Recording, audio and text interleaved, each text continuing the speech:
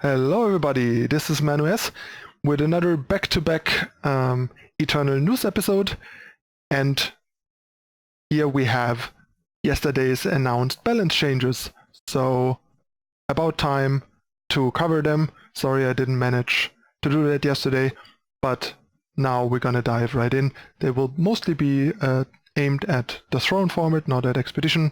Throne apparently is the official name now for like the format of all cards, starting with the Empty Throne and featuring all the cards of the history of the fight for the Iron Throne. Anyway, before we dive in, subscribe down below to not miss out on future content. And now let's take a look at the balance changes. Alright, so first we have the nerfs. The nerfs are aimed at Yeti aggro, Justice, and Garden of Omens. So first of all, Champion of Fury loses 1 health point, is now a 2-1 instead of a 2-2, making it noticeably worse. It means it trades with just like random stuff like Temple Scribes and Initiates of the Sands and all that stuff. And even worse, it dies to snowballs and stuff like that. So it's much worse now. Like, arguably, it would have been a better nerf to make it 1-2 than 2-1. Since then at least it's not super fragile. 1 health units, especially 1 health units that don't do something the turn you play them and have like a super high payoff like Orjan for example, or cost 1 like Initiate of the Sands, have a really hard time in a world full of snowballs, Vara's favors and stuff like that. So yeah, that's a major nerf to Champion of Fury and makes the deck much more fragile. And then we have Snowcrust Yeti, which is both a nerf, which is also both a nerf to Skycrack and regular Skycrack aggro and Yeti aggro. Although they are both aimed at Yetis, they also affect regular Skycrack aggro, which is a bit unfortunate because it would have been nice if the nerfs to Yetis, because they said that they wanted to nerf Yetis.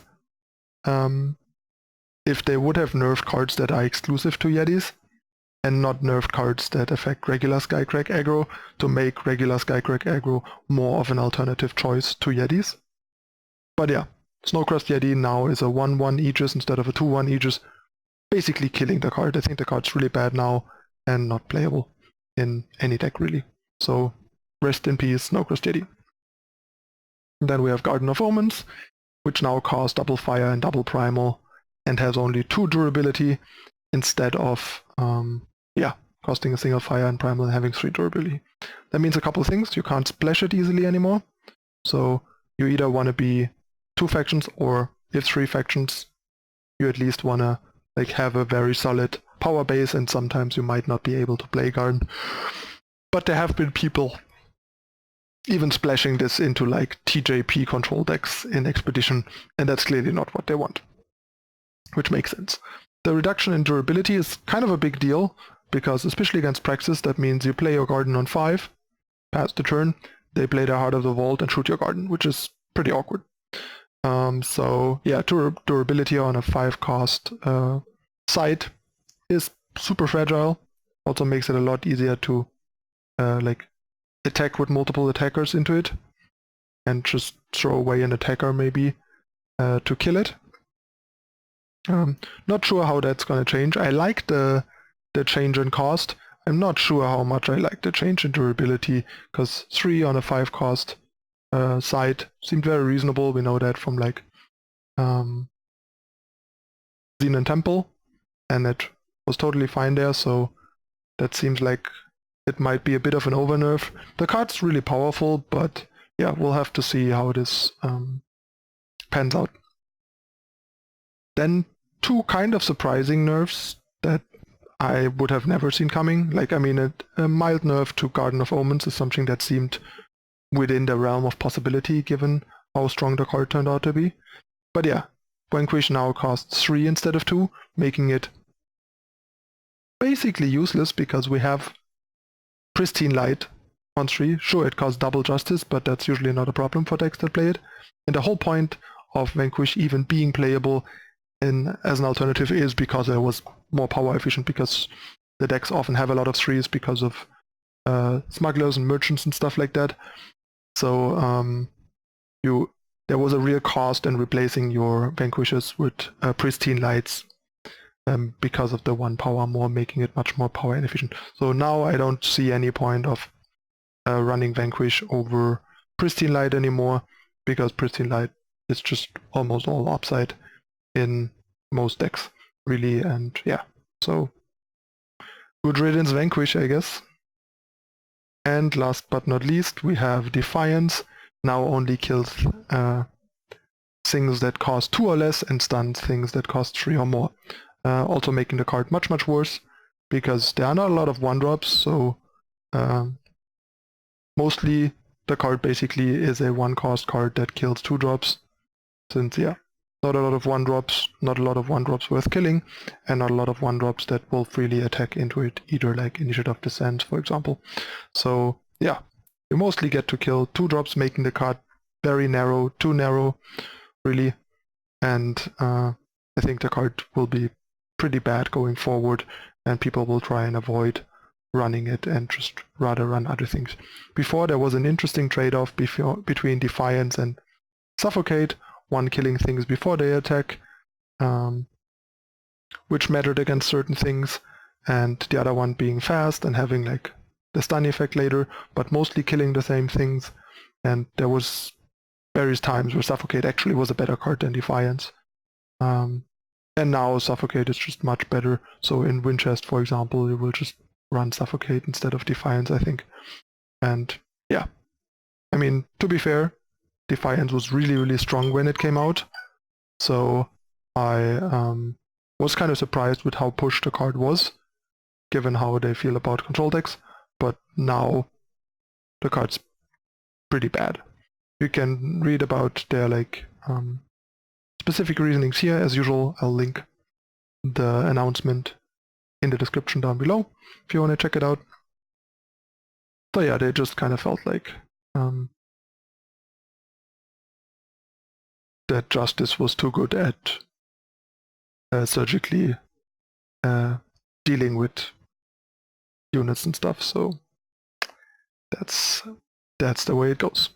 Then we have some buffs. Statuary Maiden is now a 2/3 instead of a 2/2, which is basically what everyone thought the card should have been in the first place when they nerfed it last time, because the card was completely useless as a 2/2, and now as a 2/3 I think the card is restored to being at least a decent one-off market card in the right decks, making it more of a playable card again.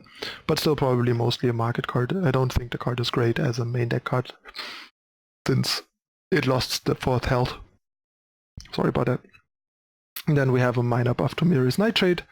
The ultimate now costs 4 instead of 5, and the curse created by the ultimate also cost 4, but the cost of the curse doesn't really matter too much. But yeah, ultimate is a bit cheaper, I don't think that matters too much. But Vara's Intervention now gives -2 health instead of -1 health, and it is permanent, so I think while Defiance has been nerfed majorly, I think the buff to Vara's Intervention is actually very real. I think the card's pretty cool now, especially if you have some random unseens that you can get back with it. I still don't think that the change to Nitrate and Intervention are likely to spawn any like dedicated unseen deck. I just think the payoffs aren't really there. Like the best payoffs you get are basically the 5-drop that gains Killer and Zelia's Bond, which is both not that strong to dedicate yourself to a tribe, so I don't see dedicated unseens being much of a thing, but I think Vara's Intervention is now a pretty nice consideration for decks, since, yeah, permanently reducing the health by 2 of a unit at fast speed is arguably better than, say, a Char for a defensive deck, and yeah, opens up some interesting possibilities. You can also use the unblockability to maybe kill a site through blockers and stuff like that. So the card now offers some pretty nice utility, where before it was just like too weak, because the primary mode was the minus health, and -1 health was just not enough. But -2 kills a lot of 1 and 2 drop units, kills most of the merchants and smugglers, and just does some decent work now. Alright, so some interesting changes. They said they'll keep an eye on Expedition leading up to the first Expedition ECQ next month, and maybe we'll get a balance patch before the ECQ as well. For Expedition, we'll see. Alright, that's the balance changes for this week. Has been a while since we had any balance changes, actually pretty long, given that we had fairly frequent balance changes for a while. So yeah, kind of interesting to see a balance change again, although I feel like the ranked metagame is a bit like undefined and all over the place right now. But yeah, they clearly felt that Garden decks, Justice, reactive decks, and Yeti aggro, which is a bit surprising to me, were too good and addressed it. So let's see how it shakes out. That's it again for this time. You know the drill. Hit the subscribe button for more in the future. Leave a like if you enjoy the content, and let me know in the comments what you think of these balance changes. And yeah, that's it again. I'm your host ManuS. I thank you for watching, and I'll see you next time. Bye.